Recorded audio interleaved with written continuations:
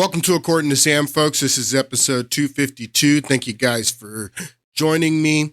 I'm going to take a little bit of a detour today from what we've been talking about in the past couple of weeks. It's funny because I've been trying to tell this story for years now and lay out the 2008 financial crisis, the transfer of wealth that took place, how it was set up during the Clinton administration, executed during the Bush administration. And every time I get to Obama's part or get ready to tell Obama's part, I get diverted. There's something else that comes up and I get off track. But that's not going to happen this time. On Monday, we will be getting right back into that story. And I'm going to finish telling you guys about the repurchase agreements, how the derivatives with the repurchase agreements ended up taking down Bear Stearns and Lehman Brothers and started that avalanche. But today, I want to get started with the brilliant performance by J.D. Vance on Tuesday night in the vice president debate. I always liked J.D. Vance as a pick for Trump. For many reasons, and that's why Trump picked him. It was a brilliant choice. They kept trying to tell you that it was a bad choice and this was the worst vice president. No, nothing could be further from the truth. And I knew that from the beginning. I'd been watching J.D. Vance. I knew J.D. Vance. He's young. He's the perfect person to carry on the torch of MAGA, America First, Make America Great Again. The guy voted against Ukraine aid. I love that about this guy, that he voted against Ukraine aid. I wonder why that didn't come up in the debate. And those biased moderators. I wonder why Margaret didn't ask about Ukraine and that the fact that Vance voted against it and let Vance articulate his vision for America and why Americans are more important than Ukrainians. But I don't want to get ahead. Let's not get ahead. Let's get into this podcast. This is the beginning of the debate, and this is a clip of them talking about immigration and the immigration problem. Take a listen. Now, Governor Walz brought up the community of Springfield, and he's very worried about the things that I've said in Springfield. Look, in Springfield, Ohio, and in communities all across this country, you've got schools that are overwhelmed. You've got hospitals that are overwhelmed. Absolutely. You've got housing that is totally unaffordable because we brought in millions of illegal immigrants to compete with Americans for scarce homes. The people that I'm most worried about in Springfield, Ohio, are the American citizens. Boom. Boom, boom. The people that I am, see why he's the perfect torchbearer of MAGA? The people I care about most in Springfield. Now, people took offense to this. They're like, oh, you don't care about the Haitians. No, he didn't say he didn't care about the Haitians. He says the people I care about most. My priority are Americans, is what he says. That we need to take care of Americans. I want to get ahead of myself. Because we brought in millions of illegal immigrants to compete with Americans for scarce homes. The people that I'm most worried about in Springfield, Ohio, are the American citizens who have had their lives destroyed by Kamala Harris's open border. It is a disgrace, Tim. And I actually think, I agree with you. I think you want to solve this problem, but I don't think that Kamala Harris does. He doesn't. Senator, your time is up. Governor, you have 1 minute to respond. Yeah. Well, how does he want to solve the problem? He believes in sanctuary cities. The Twin Cities are sanctuary cities under him. Tim, and I actually think, I agree with you. I think you want to solve this problem, but I don't think that Kamala Harris does. Senator, your time is up. Governor, you have 1 minute to respond. Yeah, well, it is law enforcement that asked for the bill. They helped craft it. They're the ones. So of course he goes back to the narrative of the bill. The bill. Now, I'm sick and tired. I'm so sick of hearing about this bill. This bill in the Senate that was crafted by Langford in Oklahoma in February of this year is when this bill was crafted. And it wasn't a bill just for the border. It was a bill that had funding for the border. It had something like, what was it, like 80 billion to, or 60 to 80 billion to Ukraine? Of course, that's the whole reason that the border, I've covered this. The whole reason that the border was included with this bill is because when the Republicans won the House of Representatives in the 2022 midterm, they took control in 2023. When they took control in 2023, then they immediately were going to have trouble getting Ukraine funding, as they did, getting Ukraine funding through the House of Representatives, because Republican voters do not support Ukraine. We do not support Ukraine. We want the war in Ukraine to end immediately. So that is why this bill that Lankford negotiates, and it wasn't a good border bill at all, and it only came in February. And they negotiate this bill to put the border stuff in because Republican voters, the narrative that they kept hearing and saying was that, why would we spend money to protect Ukraine's border when we're not even protecting our border? So they knew they weren't going to get the Ukraine funding, so they had to add the border stuff in, which they just cobbled together with Ukraine, with Israel, that was the bill in February. And it didn't make it through the House of Representatives. And it took and then after that, they said, well, since we're not going to get the border part done, let's just do the Ukraine part. And they vote on the Ukraine part, and it goes to the House of Representatives, and it took forever for Speaker Johnson to finally bring it to the floor for a vote, and they eventually pass it. That's why it took so long, is because Republican voters didn't support it. So that's the bill that he's talking about in February. What happened before February?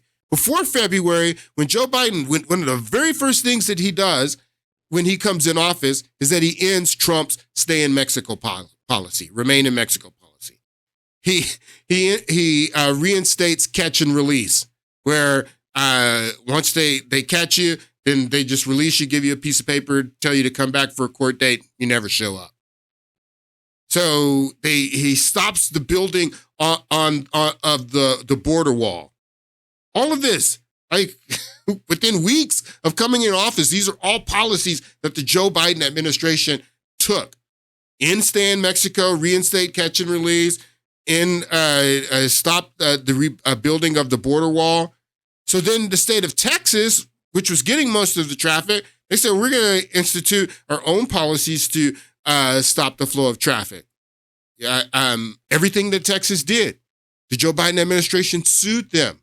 And Texas sued the Biden administration. They were fighting each other. Biden administration wasn't helping Texas stem the flow.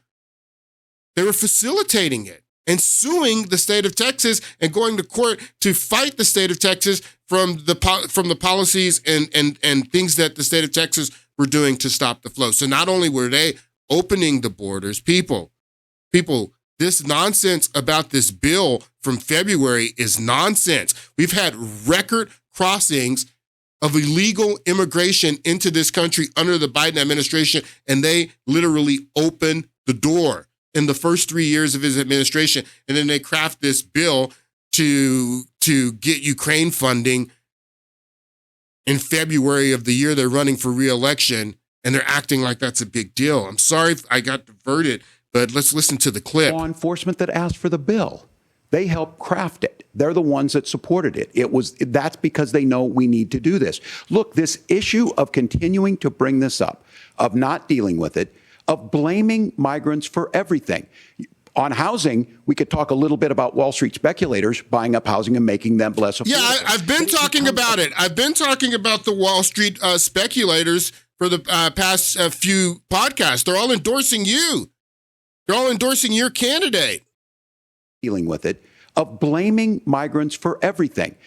On housing, we could talk a little bit about Wall Street speculators buying up housing and making them less affordable. Yeah, BlackRock, they're endorsing you. Look, this bill also gives the money necessary to adjudicate I agree. It should not take 7 years for an asylum claim to be done. This bill gets it done in 90 days. Then you start to make a difference in this, and you start to adhere to what we know, American principles. I don't talk about my faith a lot, but Matthew 25:40 talks about, to the least amongst us, you do unto me. I think that's... I hate that. I hate that. This guy, I don't talk about my faith a lot, but Matthew 20 says what you do. I mean, he just... And they do this. They do this. That's like the only Bible verse that these liberals and Democrats know. And they repeat it over and over again. They repeat it over and over again. And they're just using it. Using it for politics. They don't know anything. I guarantee you that Tim Walsh doesn't know anything about the rest of these parables in Matthew 25. I guarantee you that he doesn't know the parable of the sheep and the goats, where this quote of the least of these comes from. He's just using it for politics. And it's so disgusting. It's so disgusting what this guy did. Now, this is a guy who says that the golden rule is to mind your own business. That's not the golden rule. But he's quoting Matthew 25, saying that Matthew 25 says that we got to take in all of these migrants because we have to care for the least of these. It's not what Matthew 25 says. We're going to read what Matthew 25 says here in a moment, and the parable that he's using and making reference to when that parable, when the Bible, when he says, I don't talk about my faith a lot, but you don't ever talk about your faith. We see your faith in how you govern. The guy's for sex changes, for minors, puts tampons in the boys' bathroom, and then says that the golden rule is to mind your own business. That's not the golden rule. The golden rule is to do unto others as you would have them do unto you. That's the golden rule. I guess he doesn't know this. He only knows Matthew 25. But I think this is so disgusting when politicians did this. And this takes us back to Obama. Back in 2008, everybody remember when he goes to Rick Warren's church when he's campaigning, and Rick Warren asked him, define marriage. And Obama says, well, I believe that marriage is between a man and a woman because God is in the mix, is what he says. He didn't believe that. There's no way he could have believed that. And then he gets elected, and then he evolves into believing that marriage is whatever you want it to be. These people are disgusting. And for him to use a Bible verse to justify what is happening in this country with illegal immigration is disgusting. This guy's disgusting. Disgusting. Not only does he think the golden rule is mind your own business, he can't tell the truth about anything. He was called out in this debate about lying about being in Tiananmen Square during the revolution there. And he says, I misspoke. Oh, you misspoke again? You also misspoke when you said that you weren't drinking when you got arrested for your DUI. And you said that you failed the field sobriety test because of a hearing loss that you had while you were serving in the National Guard. You misspoke when you said that you went to war. You misspoke when you said that. I mean, this guy is a complete phony, a complete liar. But for him to use this Bible verse is absolutely disgusting. Absolutely disgusting. I want to play this other part of the debate. And this is a part where they start talking about housing, which we've been talking about in the last few podcasts, and Kamala Harris's proposal to increase home ownership by giving down payment assistance, building new homes. They're asked about that. And J.D. Vance makes the claim that I've been telling you over and over again, that if you close the border, then especially rents will go down, because the reason that rents and housing is so high is because it's supply and demand. That you put more demand with the limited amount of supply, because all these people that are coming across the border, they have to live someplace. And J.D. Vance brings that up. He's challenged on it by Tim Walz, but then Margaret, who was also debating J.D. Vance and backing up Tim Walz, she comes in and she also challenges what J.D. Vance is saying about the fact that migrants are increasing housing prices. It's a no-brainer. Take a look. But again, this is when you view housing and you view these things as commodities. Like, there's a chance to make money here. Let's take this federal land and let's sell it to people for that. I think there's better ways to do this. We've seen it in Minnesota. We're able to refurbish some of these houses. We're able to make some investments. That gets people in. And I'm still on the fact on this. Economists, Senator Vance, you said you don't like the economists. Which economists are saying that it is immigrants that's adding to the cost? Governor, your time is up. But Senator, on that point, I'd like for you to clarify. There are many contributing factors to high housing costs. What evidence do you have that migrants are part of this problem? Well, there's a Federal Reserve study that we're happy to share after the debate. We'll put it up. You don't need a Federal Reserve study. What evidence do you have that migrants are causing a problem with housing? What are you talking about? Where are these migrants going to live? You're telling me that they're not renting places and that they're not living in places and driving up the rent? We see it happening that's one of the complaints that people had in Springfield, Ohio, that testified to the fact that they're being kicked out of their homes because the rents are going so high, because the people that are renting the properties are making more money from the Haitians. It's happening all over the country. But I just thought that that's crazy that they would challenge him on that. Of course, the migrations that Kamala Harris and Joe Biden have allowed to happen are hurting Americans, and they have been hurting Americans. They've been hurting Americans for their entire administration. This entire administration is an absolute disaster, and I think that it is ridiculous. You guys remember this? This is like first couple of weeks that when Joe Biden got in, and there were people at the border. Look how clean the shirts are that these migrants had come in.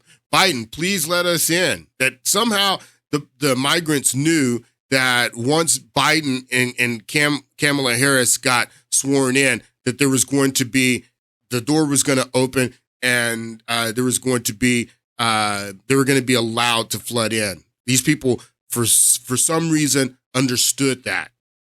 They understood that, and that's what happened. Again, first thing they do, remain in Mexico, reinstate catch and release. So these people have in their minds, in their heads, look, they're still wearing the masks from COVID. This was in weeks of Biden and Harris being sworn in, and these people showed up at the border. Biden, please let us in. And Biden let them in. He ended stay in Mexico. He stopped building the wall. He reinstated catch and release. He let them in. And that's the understanding that these people got. I want you to listen to some of these people.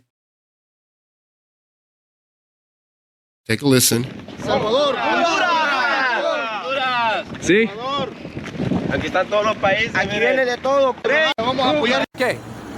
Es un presidente que ayuda mucho al inmigrante. Es un futuro mejor, Biden. All right, hold on. Apoyar a Biden. ¿Por qué todos le gusta presidente Biden? ¿Por qué?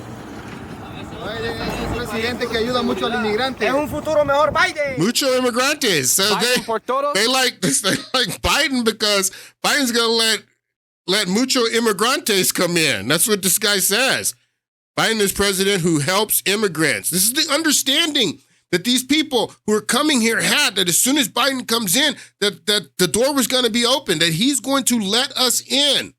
This is the understanding that these people, where would they get that understanding? And their understanding was not wrong. It's what Biden did. He did let them in. He let them in, people. 100%. Que ayuda mucho al inmigrante. Es un futuro mejor, Biden. Biden por todos. Yeah, Sí. por todos. No, Biden. ¿por qué los migrantes le gusta Biden? Porque Biden apoya a los inmigrantes. Biden supports the people. Biden. ¿Es un mejor presidente de Trump? No Trump. Estados Unidos, Biden. Tu opinión de Trump. Trump no sirve. Trump no good. No Trump. Okay. Trump es un inmigrante y desecha al inmigrante. No Trump. Yeah. Biden, Biden, Biden, Biden, Biden. And then the cross. Look at the cross too. I mean, doing the same thing. This is, I mean, why are you brandishing the cross? What does that have to do with anything? Why do you carrying a cross? And because it's relating right back to what Walls was doing by quoting that verse from Matthew 25, and they're thinking that because you are a caring people, which we are, the United States is definitely a caring nation. The most generous nation on this planet is the United States of America. The most generous people on this planet are Americans. So they're using this cross, and just the way Walls is using the Bible verse to play on your emotions. To say, because you're a generous person, you have to let us into your country to destroy your country. And nothing can be further from the truth. It is an absolute lie. But these people have the understanding, again, that Biden is the one that's going to let them in. Listen. I want you to listen a little more to this.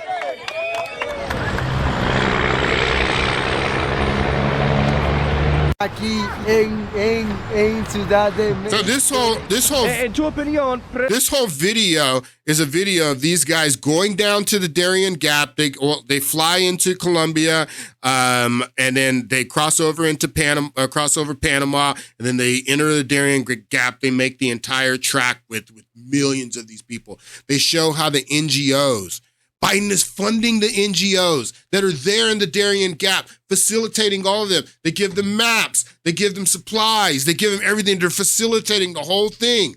The whole thing, as they're coming up, is in this video. I don't have time to show you the whole video, but that's what's going on and what this entire video is. And you must watch it. I'll put it in the show notes. It's called The United States Invasion Route Exposed. Take a listen. Presidente Biden ayuda a migrantes mucho o no? Yeah, Biden. Sí. Biden. He helps the immigrants. Biden. So, en tu opinión de Biden es bueno o no bueno? Bueno, Biden. Biden. Los migrantes de Venezuela y otros países, ¿te gusta Presidente Biden o no? Biden, te gusta Biden. Biden.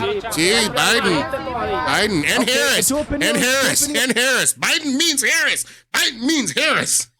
And Harris. Biden and Harris is who they mean. Los migrantes de Venezuela y otros países, ¿te gusta Presidente Biden o no? Sí, Biden, Harris. Sí. Biden, Harris, sí. Okay, en tu opinión de Presidente Trump.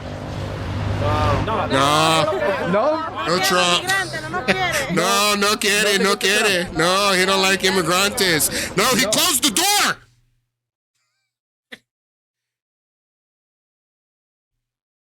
No, Trump don't like the immigrantes. It's not that Trump don't like the immigrantes. It's that Trump loves Americans more. Trump knows what immigrantes is doing to Americans. And it's diminishing the way of life of people here in America, and we can't take on everyone. Trump realizes that. Okay. Y la elección en 2024 es posible Biden y Trump, ¿sí? Van a ser los contrincantes son ellos, pero Biden va para adelante otra vez. Tiene que ganarla porque ha ayudado mucho y Dios tiene que bendecirlo. Ajá. So todos los migrantes, ¿cómo se dice? ¿Cómo todos los migrantes apoyen Presidente Biden? Biden and Harris. I have one more for you. Look at these trains full of, look at this, people. Look at this. Biden and Harris and Mayorkas and the NGOs that they funded, they facilitated all of this, people, for 3 years. And they want to talk about some bill that they came up with in February so they could send Ukraine some more funding. What's wrong with us, people? Personas no le gusta Presidente Trump. Hold on. Migrantes. ¿Migrantes prefiere presidente Biden o presidente Trump? Biden. Biden. No brainer. That's a dumb question. You're asking me a dumb question. Of course it's Biden. ¿Migrantes prefiere presidente Biden o presidente Trump? Biden. And Harris. Biden and Harris. Sí. Yeah, Biden and Harris.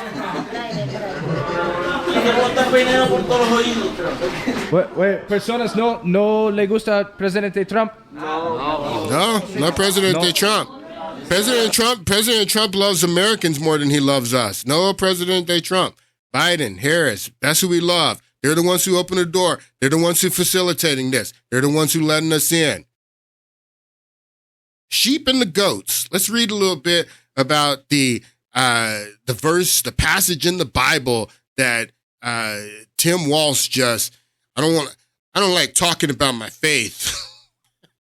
I don't like talking about my faith, but Matthew 25 does say that we need to care for the least of these. When the Son of Man comes in his glory and all the angels with him, this is talking about Jesus' second coming, and this is a parable.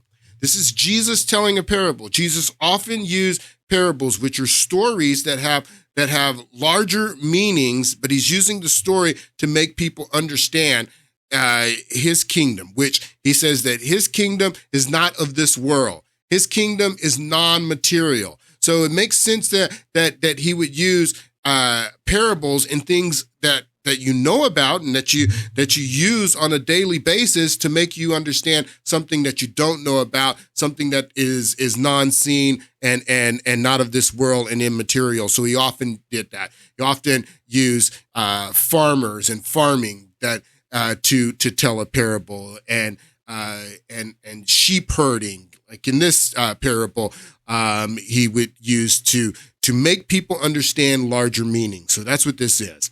So when the Son of Man comes into his glory and all the angels with him, he will sit on his glorious throne, and all the nations will be gathered before him, and he will separate people from another. Separate people from another.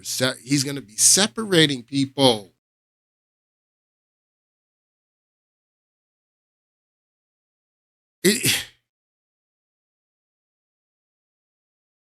Yes, people. There's people that are going to be separated. People is going to be separated. You can't separate a people without a partition, like a border. Jesus is going to be separating people, one from another, as a sheep separates, or as a shepherd separates the sheep from goats. He will put the sheep on the right and the goats on the left. Then the king will say to those on the right, "Come, who are blessed by my Father, take your inheritance, the kingdom prepared for you since the creation of the world. For I was hungry, and you gave me something to eat. And I was thirsty, and you gave me something to drink. And I was a stranger, and you invited me in. And I needed clothes, and you clothed me. And I was sick, and you looked after me. And I was in prison, and you came to visit me." Then the righteous will say to him, "Lord, when did I see you hungry and feed you, or thirsty and give you something to drink?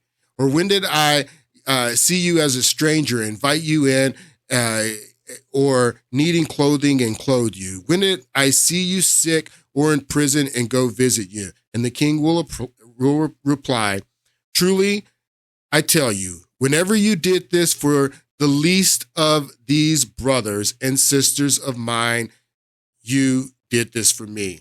And you've done this for the least. And this is the part of the quote that Democrats always quote, and what Tim Walsh was quoting there in the debate, that when you've done this for the least of these, then that means that we have to take in all of these people, because these are the least of these from all over the world.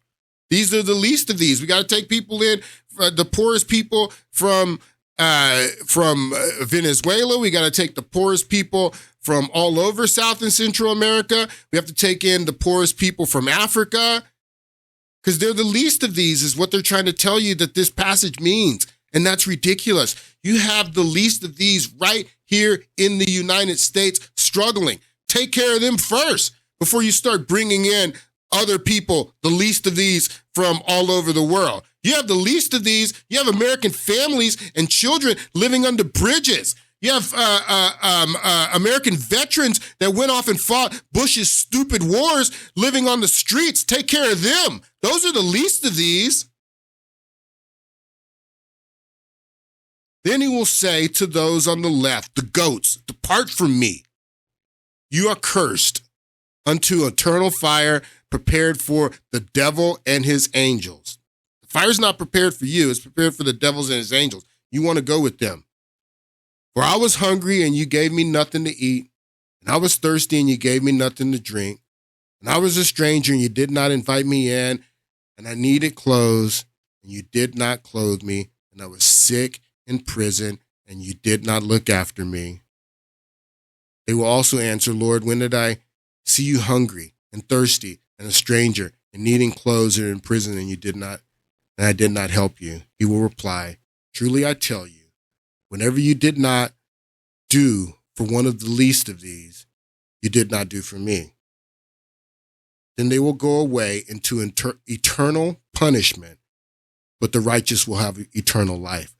And so, again, I'm not saying that we don't care for these people.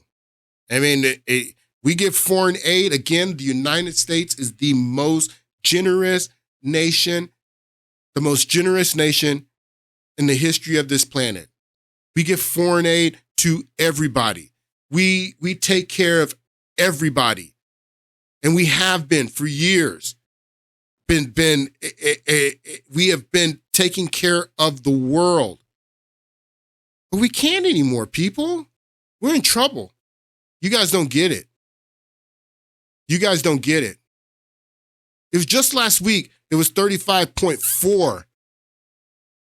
Yeah, we added $200 billion in the last week. And it's just like that. Bam. You guys do not get it. We can't. We don't have the ability to take on all of the world's least of these. And in attempting to do that, we're creating more least of these in the United States, of our United States citizens. They're struggling. It's a huge burden. But back to the United States talking about caring for the least of these and all of we do around the world to care for people around the world. We're the most generous nation, the most generous people, mainly because of our faith, because we're a Christian nation and have been. It's yet to be seen if that's going to be the case 100 years from now, but we have been, and we've been the most generous nation in the world. I want you to listen to this guy. I think that he lays out what I'm telling you just brilliantly. I wish I could shake this man's hand. This is just a great video. Hey everyone, so take a listen to this Kamala clip and come right back. Now they have pledged to carry out the largest deportation, a mass deportation in American history. Imagine what that would look like and what that would be. So in this clip, Kamala is decrying the idea of a mass deportation plan. And for many people, the idea of mass deportation sounds callous and unfeeling and may appear to be not representative of the generosity of Americans. Now, from my perspective, America is the most generous country by far. So to get people to the point where they are okay with mass deportation means something has fallen through the cracks. And the thing that has fallen through the cracks is the consent of the people. I remember when Hurricane Katrina hit in 2005, many people were displaced. And I remember Americans opening their homes, especially in Texas, to strangers who had been displaced by the hurricane in Louisiana. Many people opened their homes because of their own generosity, not because the government ordered them to. And every time there's a natural disaster in America or anywhere in the world, Americans rally together and show their generosity. So to get Americans to the point where they're open to mass deportation, that tells you that the government did not seek the consent of the people in allowing the mass influx of immigrants, illegal immigrants in many cases. Imagine waking up in your town and seeing that the government overnight has dropped thousands of people onto your streets without any care on the pressure that puts on the infrastructure of the city. Imagine waking up and finding your community centers, your hotels, your schools overrun with migrants without your consent. This is how you manufacture hate. This is how you manufacture racism. This is how you manufacture bigotry, because most people will not be okay with waking up in the morning and finding their home filled with strangers, placed there without their consent. So the question is, if the government and the Democrats who have allowed this understand that by doing this, by bringing in thousands of migrants without the consent of the people, they will engender dissatisfaction. Why are they doing it? Unless it is their plan to sow chaos. Because it's Cloward and Piven, people. Cloward and Piven. Who have been displaced of being xenophobic. Americans are generous, but the generosity of Americans has never been due to government diktat. Absolutely. Or coercion. Absolutely. It has always been voluntary and genuine. The fastest way to create hate, the fastest way to turn people against their fellow man, is to force them into a corner. And over the last 3.5 years, Kamala Harris, the border czar, has forced Americans into a corner. And come November 5th, it is my hope that Americans pay her back. It is my hope too. I'm not too confident. I'm not too confident, but it is my hope too. People, it's interesting that he brings up Hurricane Katrina in this, and I saw this video a few weeks ago. I had it saved. I was going to play it for you guys a couple of podcasts ago, and he references Hurricane Katrina, which was in 2005. And if you don't remember Hurricane Katrina, it was a huge natural disaster. The levees broke in New Orleans, which is below sea level, flooded the entire city. This is urban area, and the response was criticized, and everybody was saying that Bush didn't care about black people because of the FEMA response, and it was a huge tragedy. People were displaced, like he said, and people were taken in. People, I mean, that is something about Americans. Again, after 9/11, that's why Bush, no matter what was the political divide before 9/11, after 9/11, everyone came together. It is what Americans do. It is what the government gets in the way. The government gets in the way. So now we're dealing with another huge tragedy, natural disaster. What is going on in North Carolina and in the Appalachian Hills right now, folks, this is a nightmare. These are the least of these right now. These are the people that we should be taking care of, and we don't have the resources to take care of them because we've been taking care of other people. There's another story in the Bible that I really like, and I'm going to paraphrase it for you. It's the story of Joseph, and Joseph is sold into slavery by his brothers, and he's Egyptian. He's in Egypt, and he's a slave of this powerful master, and everything that Joseph does for his master is perfect. He becomes the perfect slave. His master loves him, and one day his master's wife tries to seduce Joseph, and Joseph he turns her down and says, "No, I'm not going to sleep with my master's wife." And then she gets angry and she accuses him of attacking her, and then Joseph goes to jail. While he's in jail, the Pharaoh of Egypt, his two people from his close circle, his cupbearer and his baker, his personal cupbearer and personal baker, are sent to jail because they anger the Pharaoh for some reason. They both have dreams. Joseph ends up praying to God, and God interprets their dreams. One of them is released and goes back to work for the Pharaoh. Later, the Pharaoh has a dream, and the cupbearer remembers Pharaoh's. I'm paraphrasing. It's a beautiful story. You should definitely go and read it. Genesis 40:41.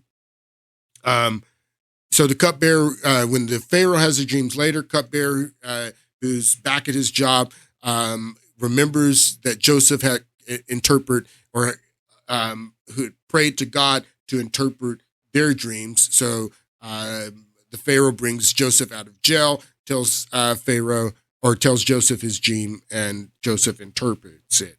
The dream is very, very important because, and that's what I want to focus on, because any wise nation would prepare for calamity, even when you are in the middle of good times, when you're in the middle of boom and bust. And that's what the essence of Pharaoh's dream is. There's 7 fat cows that come out of the Nile River, and they're grazing, and then these 7 famished cows come out of the river, and they eat the 7 fat cows. And then there's a stock of grain, a healthy stock of grain, 7 healthy stalks of grain that are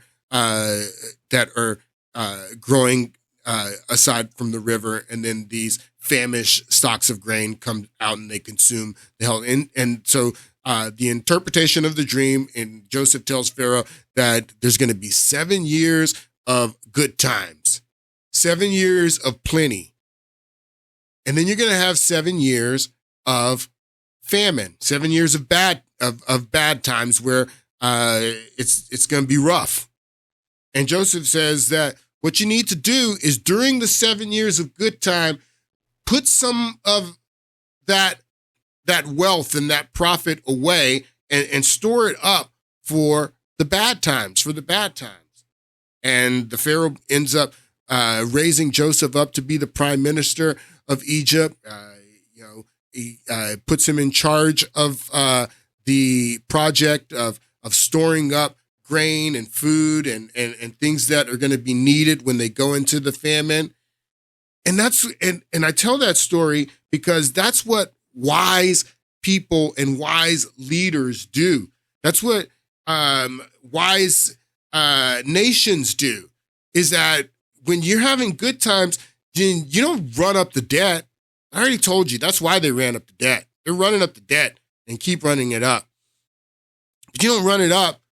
When you're having good times, you store some of that away. And you prepare for the bad times, because the bad times are coming. And right now, what we're witnessing in the hills of Appalachia are some really, really bad times for a lot of people. The media is not covering this. There's bodies up on top of bodies, and we do not have the resources to care for those people, the least of these, our own people. I want to show you some of this. Look at this. This is what's going on in Asheville, North Carolina. Entire communities flooded out. This makes Hurricane Katrina that happened in 2005 look like child's play. Bodies upon top of bodies. People, this area is going to be years before people are able to rebuild and live here. Their entire lives have been washed away. I have several of these videos. I want you to see this. Everybody has to see it. I have to show you guys this because they're not even reporting on this stuff on the news. Look at this. Look at this.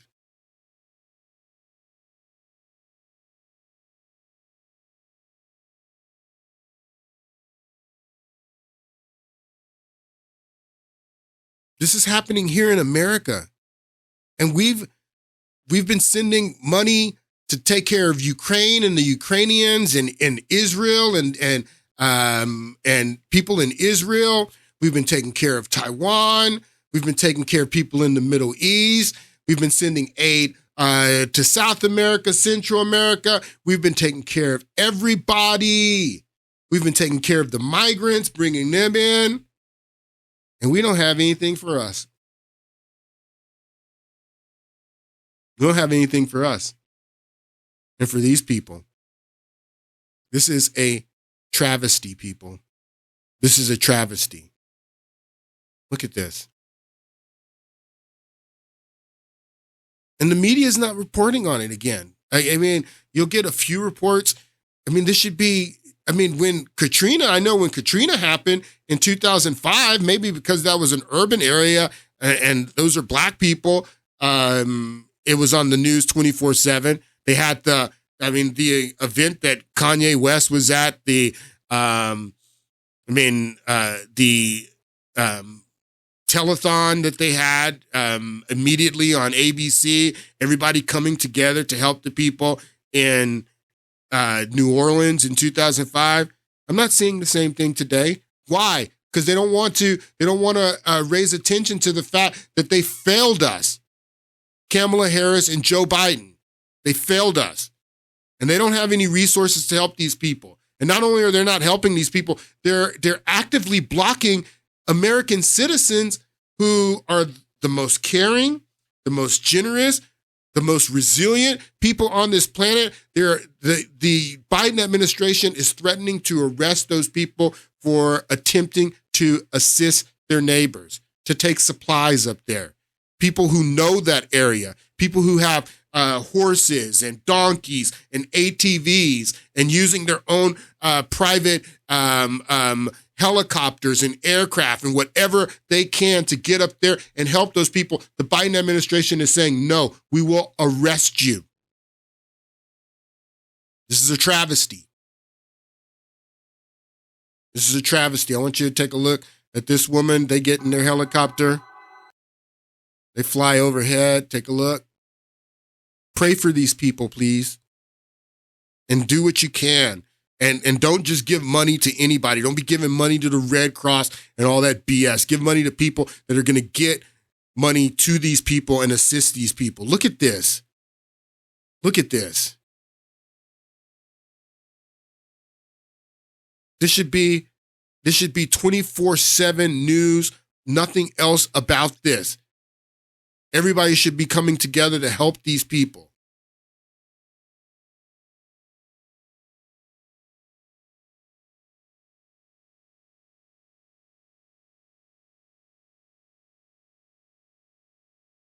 I mean, look at this, people.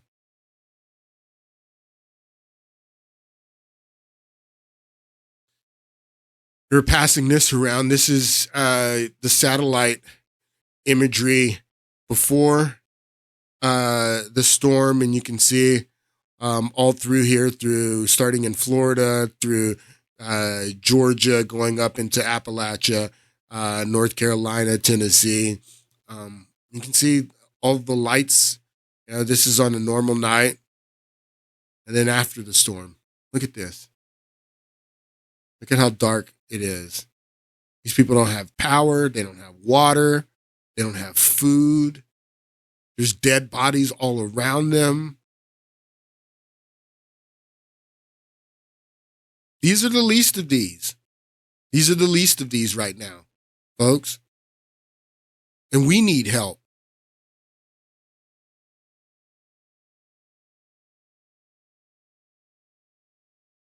I mean, why do we have to be last all the time? Why do we have to be the people that give and give and give? And then when it's time for us, when there is a storm or a natural disaster or a famine that comes, we can't take care of ourselves. This is a problem. This is a huge problem. Look at this.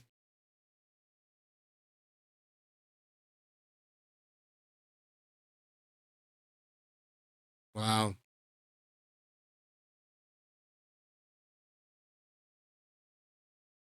Look at this. It's in Tennessee. My heart breaks for these people. I want you to listen to this guy. Excuse the red face, excuse the tears. I am pissed. I am beyond pissed. Our president had the nerve to tell us in North Carolina, after all the flood, after all the hurricane did, that there is nothing for us. There is no help for us. We have to receive help from other countries. Australia and Canada are coming to help us. Thank God I am not in one of the areas that was flooded, but I have family up that way. But guess what?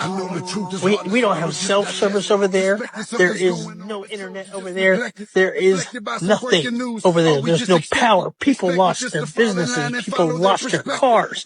They lost their homes in landslides. And our president, who is supposed to be for the people, says, oh, no, there's nothing for North Carolina. Now, they don't have any money. Nothing for North Carolina? No, buddy, they don't have any money. They don't have any money at all. There's nothing for you because they've been taking care of the migrants. They've been doing for the migrants. That's the sad truth. That's what's going on. I'm sorry, buddy. I'm sorry. There's nothing for you. Concern. FEMA does not have enough money to pay for Helene damage. Helene damage. I don't know if it's Helene or Helena. FEMA does not have enough money to pay for the damage. Why doesn't FEMA have the money, folks?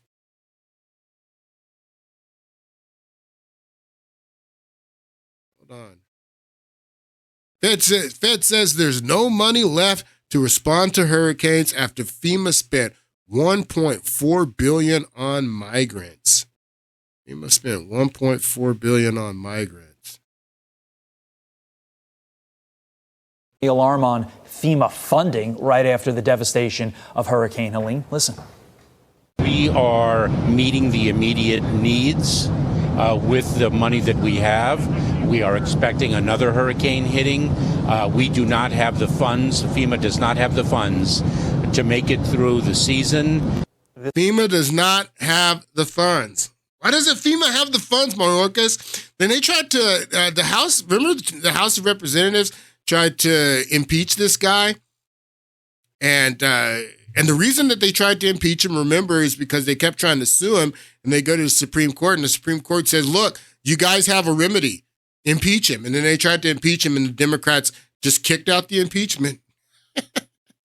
Kicked out the impeachment. And then even after that, Speaker Johnson passed their beloved Ukraine funding bill, even after they wouldn't even allow the impeachment of this guy. He's run out of money. We have no money to care for Americans that are dying because he's been spending it on the migrants.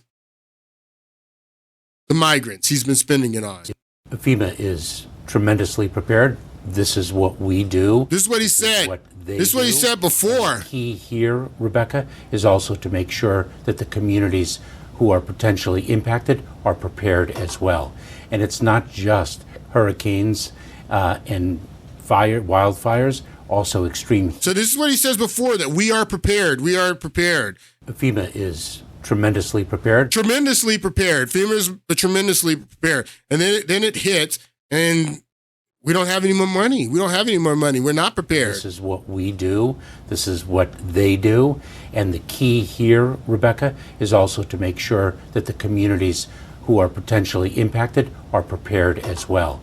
And it's not just hurricanes and wildfires, also extreme heat, which certainly some parts of the United States are already experiencing. So they're not prepared. They weren't prepared. He didn't have any money is what they're saying now because they spent it all on the migrants. I want you to listen to, I think this is a congresswoman. Forget FEMA has been mismanaging its money for years now, and now they're begging the American taxpayers to give them more money. But yeah, that's the other thing, that they don't have any money, so they want the Congress, which Congress probably will and should. That's going to shoot this up a little bit more. I mean, we don't have anything in reserves. We don't have anything saved like Joseph told Pharaoh to do for the bad times. We don't have any of that. So anything that Congress passes is going to increase this. It's going to take us further into debt. Just so you understand that. Because this guy's mismanaged everything to let all the migrants in. And he should have impeached him. They should at least had the trial in the Senate, but the Senate blocked it, and it's disgusting. That money gone towards? Well, of course, the illegal invasion going on right now in our country. If you're looking to fact check that, go right now to the FEMA website and look at their press releases. They've been bragging about this for years now. They've spent millions, probably billions of dollars on the illegal invasion going on right now in our country. They've shifted that money, which is supposed to go towards you and I if there's ever a disaster, but instead it's going towards funding the invasion that's going on right now in our country, which is completely avoidable in the first place. But it's not just that that's going on right now. DHS Secretary Alejandro Mayorkas is out here saying that, oh, we might not have enough funding to get us through hurricane season this year. Well, that's BS, obviously, because we've shifted that money over towards the invasion. But isn't that convenient that now all of a sudden with the latest hurricane that's rolled through and destroyed parts of North Carolina, Tennessee, parts of Florida, that now you might be able to use this as a way to get more funding, extract more funding from the federal government? Well, that's not absurd. Because let me tell you something, they've been doing this for quite some time. Before the latest hurricane and the latest spending bill, they've been begging for more money for FEMA. Again, for the migrants. The media has been spilling it out there for weeks now. You just have to do a simple Google search and you'll find the truth. The reality of it is, I reported yesterday, our federal government and states like North Carolina have been abandoning Americans who are currently dealing with the latest hurricane. Americans are dying because they're waiting for our federal government to come rescue them. And unfortunately, the federal government's not coming to save them. Nope. And many of you ask me why. Not only are they not coming to save them, they're actively stopping people, threatening to arrest citizens with food and taking their food and seizing their food because it's not the approved type of food. I mean, this is, I'm running out of time. I don't have time to even show you all the stuff that I have. But then not only are they not going in to help these people, they're actively blocking their neighbors, people that want to go up and help, that have the resources, that know the area, and they're blocking them. And they're saying that we're going to give you, I mean, Kamala Harris was ripped for this. So we got $750 for you. Take a listen. And the federal relief and assistance that we have been providing has included FEMA providing $750 for folks who need immediate needs being met, such as food, baby formula, and the like. And you can apply now. Right now, we have to strengthen Ukraine. 750. Listen, it goes into, we got to strengthen Ukraine's position on the battlefield. Yeah. I mean, you're sending all of our money over to Ukraine, talking about strengthening their position in this war. You've been dumping all this billions of dollars down this hole. $750. And people aren't even getting the $750. Listen to some of these reports. Listen to this. Hey, guys. For those that don't know, I'm at the foothills of the Western North Carolina mountains. And everybody in my area that I've talked to, including myself, who applied for the $750 assistance payment from FEMA, has been denied. Okay? Denied. They've denied us. They don't have any money, honey. Of course they denied you. They're out of money. They're broke because they've been taking care of the migrants. Of course they denied you. What a disaster. What an absolute disaster. And I'm not talking about this natural disaster, this hurricane, people being washed out of their homes, people dying. That's not the disaster that I'm talking about. The disaster that I'm talking about is the Joe Biden and Kamala Harris administration. There has been nothing but 3.5 years of chaos. Nothing but disaster. From running up inflation to the Afghanistan pullout to every single thing from the moment that this administration has been sworn in has been a disaster. That's the disaster that I'm talking about. You listen to some of these other people testify about how they're not getting any help. I really don't want to make this video, but it is literally a matter of life and death for the people of North Carolina.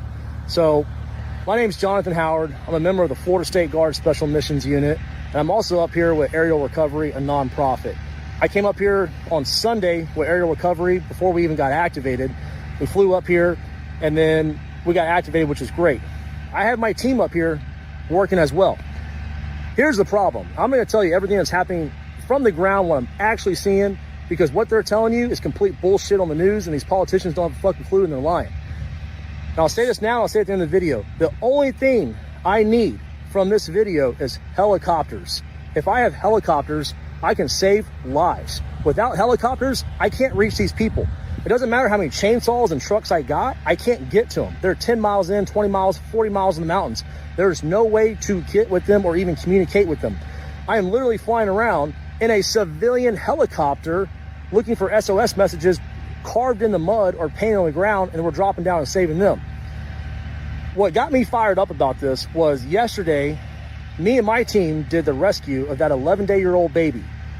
And all these government officials and social media, they're showing that video, that pictures and video of that rescue, and claiming that like they have some like government help with that. And I mean, even USA, I think it was USA Today, wrote an article about it saying it was a Florida National Guard that went and got it, like with a helicopter. No, it was me, my buddy Charlie, and a civilian named Zeb with his own personal helicopter out of Wilmington, North Carolina. Like without that civilian, that baby would be dead. And so this, I mean, that's what Americans do. That's what we did during Katrina. That's what we do with every national disaster. We all come together and we help each other. But the Biden administration, they're not allowing this. Like the civilian helicopters, like what this guy did and going and saving that baby, they're being told they will arrest you.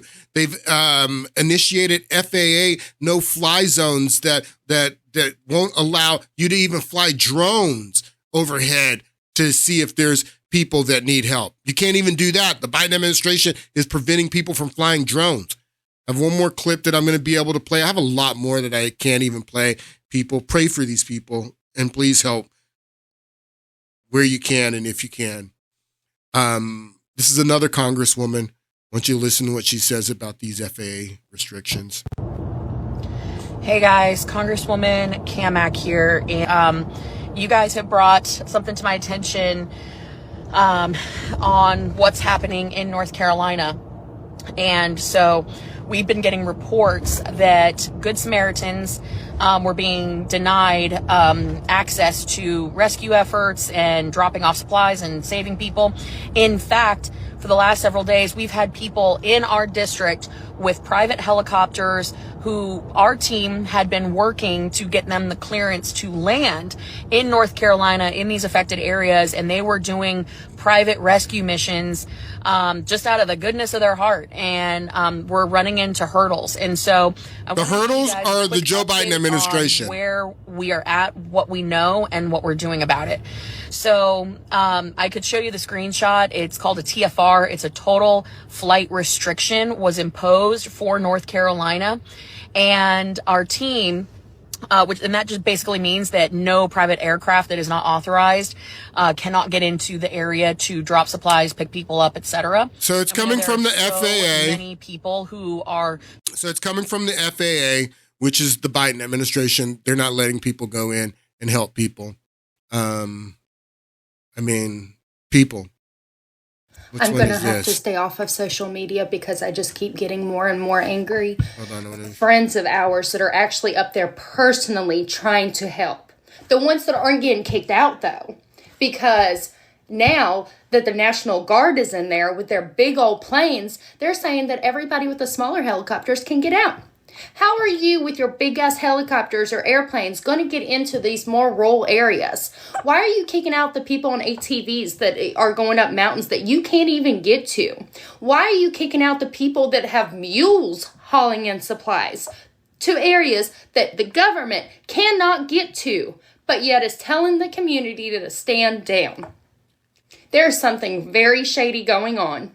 There's definitely something very shady going on, folks.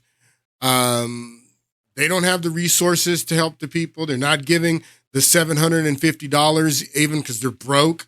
They're not allowing people that have the resources to go in and help people. Something very shady going on. I will be back on Monday, and we will be getting back into the financial crisis, and we'll start talking about Barack Obama's role. I hope you guys have a great weekend, and I'll see you on Monday.